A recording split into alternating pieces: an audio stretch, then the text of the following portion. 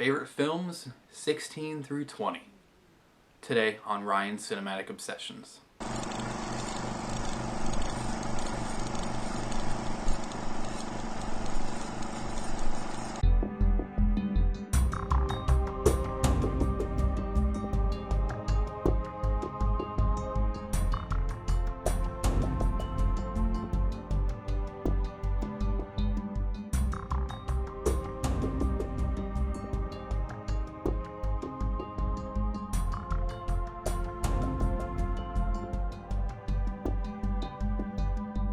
Ryan here, coming at you with another favorites video. And real quick before we get started, I just wanted to go ahead and tell you guys that I'm in the pre-production of a new series and we're going to be premiering in about 3 weeks. It is something I've never done before and I don't really see a lot of on YouTube right now. So I hope it turns into something. I'm really excited about it. So I said in about maybe 3 weeks or so it'll be premiering, and I will be putting up an announcement, a real announcement video of what the series is, so you guys can get excited about it, probably in about 2 weeks.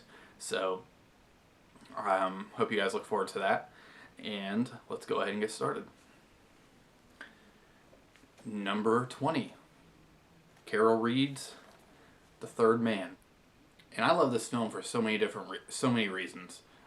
It stars Orson Welles, Joseph Cotton, Trevor Howard, an early performance by Bernard Lee, who is the guy who plays M in the classic James Bond films, which are great films. I love James Bond series. Carol Reed directed it. Screenplay and the story was by Graham Greene. Brilliant film. Wonderful use of light and shadow. Great, I think it's called Zither. Let me see. Zither score, but really the light and shadows in Vienna really blows this movie, puts this movie up there with some of the greatest films of all time. And it's about Joseph Cotton, his character, who's going back to Vienna because one of his friends kind of summoned him there. He gets there and realizes his friend's been murdered, and it's kind of like the investigation, just a personal investigation that he kind of wants to give just so he can find out what happened to his friend. Just such a great film, a lot of awesome twists, and it's really suspenseful and thrilling, great mystery. And this DVD is now out of print. I didn't have the Blu-ray, I didn't get the Blu-ray, but I did get my hands on the special edition DVD Criterion Collection, and this is actually a very out of print film, and it's, you could get it on Amazon for like $100 and more. I mean, it's just such a in-demand kind of thing because Studio Canal got their rights back. And so, great film. Third Man, number 20. Number 19 is Alfred Hitchcock's Vertigo. My second favorite Alfred Hitchcock film. Vertigo is brilliant. It's about a character played by Jimmy Stewart who, because of certain circumstances in his life, suffers from vertigo. And he's retired from the San Francisco police force, and one of his old pals he asked him to go back into the business and kind of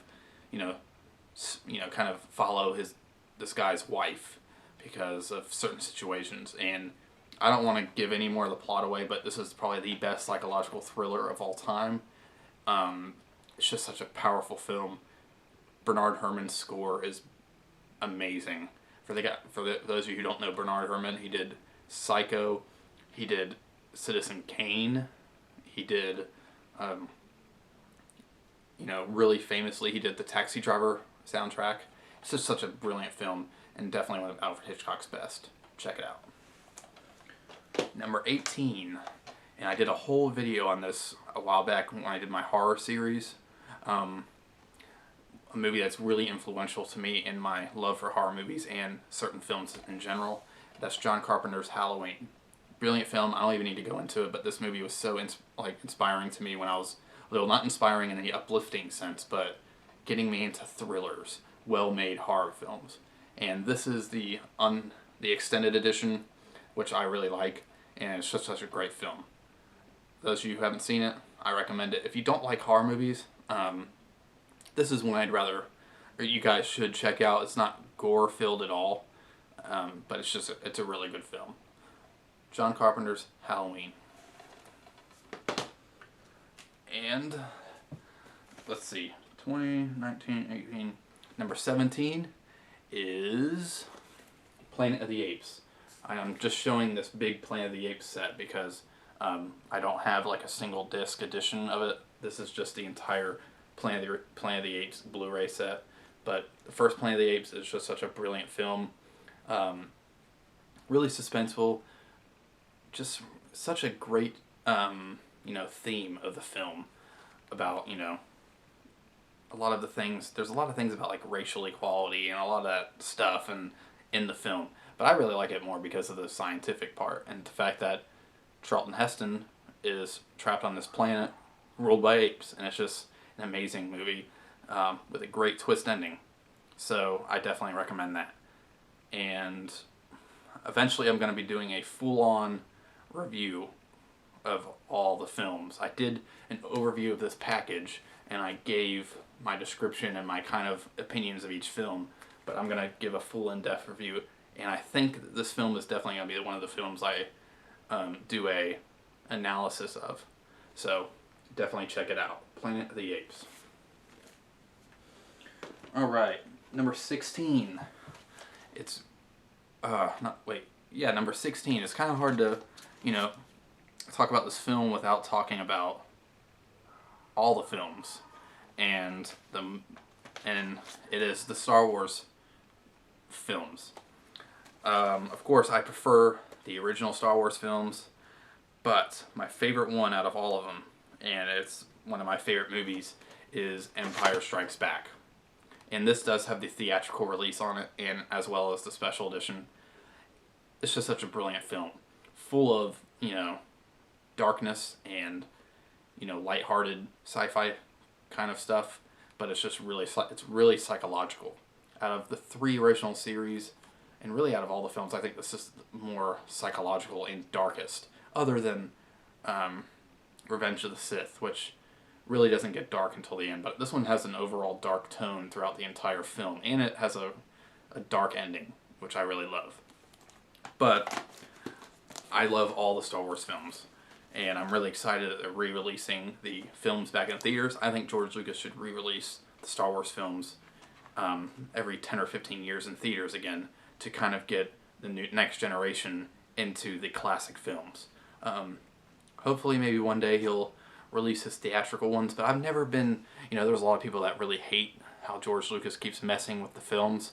I personally have never really had a problem with it, because, I know if I made films and I felt like going back and, enhancing things or something like that, as long as it wasn't, like, destroying the film, I wouldn't care. And some of the changes of the new Blu-ray set, I have watched the new Blu-rays. A friend of mine let me borrow the set, and I actually really enjoyed it. I thought it was great.